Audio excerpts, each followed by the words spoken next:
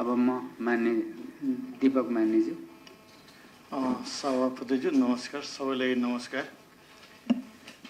एउटा चाहिँ सहसचिवजीसँग अघि जुन कुरो राख्नुभएको थियो नि, कर्मचारी दरबन्दी नै कम भएको भनेर, खासमा चाहिँ दरबन्दी कम हो कि त्यहाँ चाहिँ पदस्थापना कम भएको र कति कर्मचारी के को लागि किन चाहिन्छ र त्यसको टाइम बाउन्ड फ्रेम त्यो प्रपोज गर्दा राम्रो होला।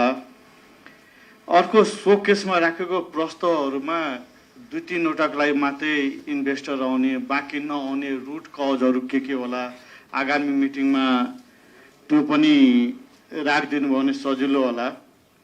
अर्को चाहिँ अहिले धेरै साथीहरूले, हाम्रो मान्यज्यूहरूले कुरो राख्नुभयो, हाइड्रो पावरमा इन्भेस्टर धेरै आउँछ।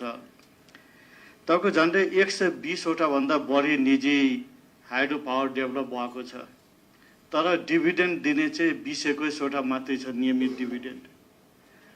तपाईँको 17 करोड पर मेगावाट बन्ने हाइड्रो पावर प्रोजेक्ट चाहिँ अधिकांश 22 करोड पर मेगावाट पुगेको छ। एभरेजमा 30% बढी कोस्टमा चाहिँ हाइड्रो पावर बनिएको छ र त्यसको सिभिल स्ट्रक्चर, इलेक्ट्रोमेकानिकल स्ट्रक्चरहरू निकै पोर स्थितिमा छ।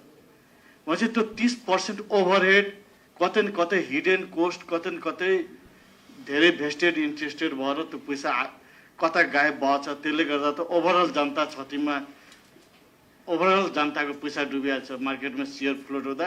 नेक्स्ट टाइममा चाहिँ त्यो नहुन दिनको लागि के गर्न सकिन्छ एउटा त्यो पनि आग्रह गरेँ। त्यसपछि हाम्रो एक द्वार नीति त हाम्रो 2058 सालदेखि कुरो भइरहेको छ। इभन यसले ऊर्जा मन्त्रालयको वेबसाइटमा चाहिँ नेपाल राष्ट्र एक द्वार प्रणाली मार्फत अनुमति प्रमाणपत्र तथा कागजात सम्बन्धी व्यवस्था उल्लेख छ।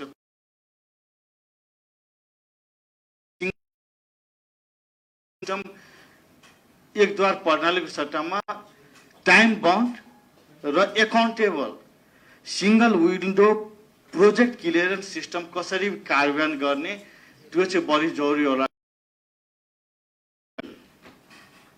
मान्य कुरा उठाउनु भयो। हामी सिंगल विन्डो भन्यौँ, तर त्यसमा यो टाइम बाउन्ड र टाइम लाइन नराख्ने र अकाउन्टेबिलिटी पनि के हो नि भन्ने स्पष्ट नहुँदाखेरि यो सिंगल विन्डोले पनि राम्रोसँगले काम गरे जस्तो देखिँदैन। अहिले सहसचिवले भन्नु होला।